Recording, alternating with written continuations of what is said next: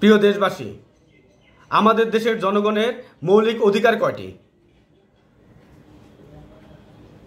আপনারা কি জানেন এই দেশের জনগণের সাধারণ মৌলিক চাহিদা ন্যূনতম মৌলিক চাহিদা পূরণ করার জন্য 1971 সালে জুলাই আগস্টের 24 সাল পর্যন্ত যতগুলো আন্দোলন সংগ্রাম করেছে দেশের জনগণ, ছাত্র জনতা রাস্তায় নেমেছে, আন্দোলন করেছে, শহীদ হয়েছে, জেল, অত্যাচার, নির্যাতন সহ্য করেছে। কেন করেছিল? যেন দেশের জনগণের ন্যূনতম মৌলিক চাহিদা পূর্ণ করতে হয়। কিন্তু দুর্ভাগ্যের বিষয়, আমরা জাতি হিসেবে দুর্ভাগা যে এই দুর্ভাগা জাতির একজন মানুষ বেঁচে থাকার জন্য যেই 5টি মৌলিক অধিকার, ন্যূনতম মৌলিক অধিকার, তা এখন পর্যন্ত পূরণ করা হয়নি। বাংলাদেশ তার মধ্যে এই ন্যূনতম 5টি মৌলিক অধিকারের মধ্যে বাসস্থান হচ্ছে একটি। দেশের প্রত্যেক পরিবারের থাকার জন্য একটা জায়গা, বসবাস করার জন্য একটি জায়গা, তার অধিকার। সেজন্য তার পরিবার, তার সন্তানকে নিয়ে একটি মাথা গোঁজার ঠাঁই হয়, মাথা গোঁজার একটা জায়গা হয়, সেটা তার মৌলিক অধিকার। কিন্তু বাংলাদেশে কোটি কোটি মানুষ এখন পর্যন্ত গৃহহীন। তারা বাসস্থান ছাড়া তারা রাস্তায় দিন রাত পার করতেছে। রাস্তায় দেখবেন যে কত মানুষ, লক্ষ লক্ষ কোটি কোটি মানুষ রাস্তার পাশে চান্দিনা টানায়, পলিথিন টানায় থাকতেছে। তাদের মাথা গোঁজার ঠাঁই এই দেশে এখনো পূরণ করা হয়নি।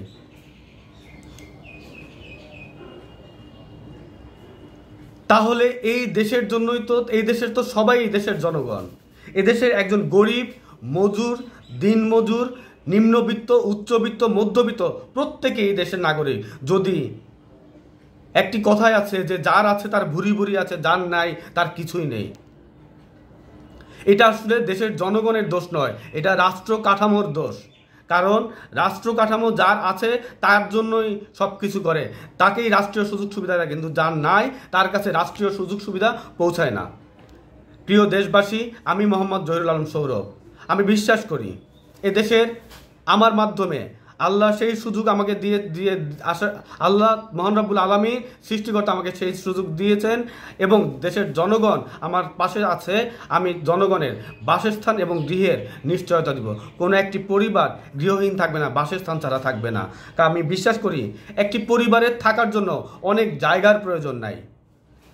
সে ঘুমানোর জন্য একটি পরিবারের অনেক জায়গার দরকার নেই, তার ঘুমের জন্য কতটুকু জায়গার দরকার, এবং তার সন্তানের খেলার জন্য একটি মাঠের দরকার আছে, খেলার জন্য একটি উঠান দরকার আছে, এবং তার জীবিকা নির্বাহের জন্য খাদ্যর চাহিদা পূর্ণ করার জন্য তার ছোট এক টুকরা জমি প্রয়োজন, যেখান থেকে সে ফসল উৎপাদন করে সে দৈনিক খাবারের চাহিদা পূরণ করতে পারে।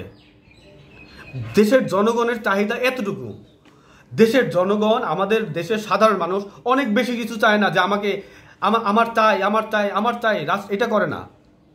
যদি দেশের জনগণের এই চাহিদাটুকু পূর্ণ হয় যে একটি মানুষের গৃহের ব্যবস্থা করা, বাসস্থানের ব্যবস্থা তার নিশ্চয় করা, আমাদের সন্তানের খেলাধুলার বিকাশের জন্য একটি ছোট্ট উঠান এবং এক টুকটা জমি যেখানে চাষবাস করে সে দৈনিক খাবারের চাহিদা পূর্ণ করতে পারবে, এতটুকু তার প্রয়োজন।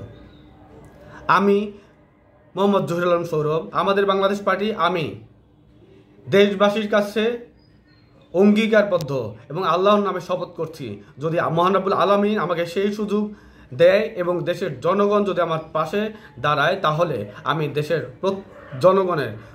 প্রত্যেক পরিবারের জন্য গৃহ নিশ্চিত করব, বাসস্থানের ব্যবস্থা করব, এবং আমাদের সন্তানদের খেলার জন্য সেই গৃহে বাসস্থানের সাথে একটি উঠানের উঠান থাকবে, খেলাধুলার মাঠ থাকবে, এবং তার জন্য প্রত্যেক পরিবারের জন্য এক টুকরো জমি থাকবে। এইটুকু আমি দেশের প্রত্যেক ধনী, গরিব, উচ্চবিত্ত, নিম্নবিত্ত, শ্রমিক সকল মানুষের জন্য একটি নির্দিষ্ট করে কিছু বাসস্থান এবং গৃহের ব্যবস্থা করা হবে। কেউ গৃহহীন এবং বাসস্থানহীন থাকবে না, ইনশাল্লাহ আমি তা ব্যবস্থা করব। সেই সাথে এবং প্রতিটা ঘর, থাকার জায়গা, বাসস্থান যেন পরিবেশ সম্মত হয়, তা যেন বাংলাদেশের আবহাওয়ার সাথে উপযুক্ত হয়, সেজন্য প্রতিটি বাড়ির নকশা, ডিজাইন এবং ঘরের নকশাটা করে দেওয়া হবে রাষ্ট্র করে দেওয়া হবে, রাষ্ট্র এগুলো করে দেওয়া হবে। রাষ্ট্রের নিযুক্ত প্রকৌশলী অথবা ইঞ্জিনিয়াররা এই কাজটি, সরকারি ইঞ্জিনিয়ার এবং প্রকৌশলীরা প্রত্যেক গ্রাম, মহল্লা, পাড়া, শহর, প্রত্যেক জায়গায় এই কাজটি সরকারে নিয়োজিত প্রকৌশলী বা ইঞ্জিনিয়াররা এই কাজটি করে দিবে। এবং সরকারের প্ল্যান ছাড়া কোনো ঘর বা গৃহ কেউ ব্যক্তিগত উদ্যোগে তৈরি করতে পারবে না। আমাদের বাংলাদেশে বৈষম্য দূর করার জন্য ধনী গরিব সকলের একটি যে বৈষম্য তা দূর করার জন্য এই ব্যবস্থা সরকার নেবে এবং নিশ্চিত করবে যে প্রত্যেকটি কাজ, প্রত্যেকটি ঘর এবং গৃহ যেন ঠিকভাবে হয়। একটি মসজিদে যখন নামাজ পড়তে যান, ইমাম সাহেবের পিছনে যারা দাঁড়ায় তারা কিন্তু ধনী গরিব কোনো বৈষম্য যেমন থাকে না, বাংলাদেশে গৃহ, বাসস্থান, কোনো ক্ষেত্রে, শিক্ষা, কোনো ক্ষেত্রেই আমি বৈষম্য রাখবো না। সেখানে যেমন একজন ইমামের পিছনে সকলে নামাজ পড়ে, একজনকে ইমাম মানে বাংলাদেশের নেতৃত্ব ঠিক একইভাবে তৈরি হবে। এজন্য একজন নেতা থাকে, জাতীয় নেতা হবে একজন। কারণ জাতীয় নেতা যদি দুইজন হয় তাহলে এই একই দেশে দুইটা জাতিতে জনগণ বিভক্ত হয়ে যাবে, বিভাজন হয়ে যাবে, তা দেশের জনগণের জন্য সুখকর নয়। এবং ওই বিভাজিত জাতি সবসময় চাইবে যে একজন নেতাকে সবসময় ফেলে দেওয়ার জন্য আরেকটি নেতা সবসময় কি করবে, সে ষড়যন্ত্র করবে।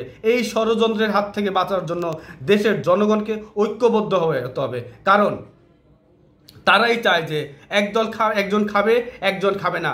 একটি পরিবারের যখন একজন কর্তা দায়িত্ব নেয় তখন তার পরিবারের যারা সদস্য থাকে তাদেরকে সে একটি সময় পর্যন্ত 40 বছর 30 বছর পর্যন্ত তাদেরকে পরিবারের ভরণ পোষণ করে, তারা একটি স্বাভাবিক জীবনযাপন করে। কিন্তু রাষ্ট্রীয় দুর্যোগে এই বেঈমান ষড়যন্ত্রের কারণে ওই পরিবারটি হঠাৎ করে পড়ে যায় এবং তার ওই পরিবারটি তখন মানসিকভাবে, অর্থনৈতিকভাবে অনেক বড় একটি বিপর্যয় নেমে আসে, যা এই দেশের জনগণের জন্য কখনোই সুখকর নয়। তাই সব সময় দেশের জনগণকে আমি সচেতন থাকতে বলবো যে আপনারা জাতিগতভাবে এবং কোনো ধরনের বিভাজনে যাবেন না। জাতীয় নেতা একজনই দরকার, একাধিক নেতার এই বাংলাদেশে দরকার নেই। কারণ একাধিক নেতা হওয়ার কারণে এই দেশের জনগণের মৌলিক যে চাহিদা, বাসস্থান, গৃহ, তা সেটা পূরণ হয়নি। চিন্তা করতে পারেন, এই বাংলাদেশের মানুষ আন্দোলন সংগ্রাম তো অনেক করেছে, কিন্তু আমাদের যে সামান্যতম যে তাদের মৌলিক চাহিদা, বাসস্থান, যেখানে সে রাতে ঘুমাবে সেই মাথার ঠাঁইটুকু কেউ করে দিতে পারেনি। সেই জন্য আমি বলবো আপনারা আমার পাশে থাকুন, আমার সাথে যোগ দিন। আমার নেতৃত্বে আমি এই বাংলাদেশ থেকে সকল বিভাজন দূর করব। জাতিগতভাবে কোনো বিভেদ থাকবে না, ধর্মীয় কোনো বিভেদ থাকবে না। কোনো রাজনৈতিক দল, সে কি ওই রাজনৈতিক দল ছিল, সেই রাজনৈতিক দল ছিল, সেই রাজনৈতিক দল ছিল, কোনো রাজনৈতিক দলের কোনো বিভেদ থাকবে না। সবাই আমরা বাংলাদেশি, সবাই আমরা বাঙালি, সবাই এই দেশে জন্মগ্রহণ করেছি, এই দেশে আমরা মায়ের গর্ভে জন্মগ্রহণ করেছি, একজন পিতার ঐরস্যে আমরা জন্মগ্রহণ করেছি। এই দেশের আলো বাতাস পানি খেয়ে আমরা এদেশে বড় হয়েছি। এই দেশে আমাদের যদি কষ্ট করি, এই দেশের জন্য কষ্ট করব। যদি রক্ত দিই, আমরা এই দেশের জন্য রক্ত দিয়েছি। যদি আমরা জীবন দিয়ে শহীদ হয়েছি, এই দেশের জন্য আমাদের পূর্বপুরুষরা শহীদ হয়েছে। তাহলে এই দেশে আমরা এই দেশের জন্য আমরা জীবন দিব, এই দেশেই আমরা বড় হব, এই দেশে আমাদের ভবিষ্যৎ প্রজন্ম বেড়ে উঠবে। তাই আমি সকলকে আহ্বান জানাই, ঐক্যবদ্ধ হন। জাতিকে ঐক্যবদ্ধ করার জন্য একজন আদর্শ নেতার সঠিক নেতৃত্বের অনেক প্রয়োজন। আমি ইনশাল্লাহ জাতিকে বাসস্থান এবং গৃহর নিশ্চয়তা দিচ্ছি। তাদের যে মৌলিক অধিকার তা আমি পূরণ করব ইনশাল্লাহ। আল্লাহ তাআলা আমাদের সবাইকে সঠিক জ্ঞান এবং সকল অমঙ্গল অশুভ শক্তি থেকে নিরাপদ এবং সুস্থ রাখুক। সবাইকে ধন্যবাদ। আসসালামু আলাইকুম।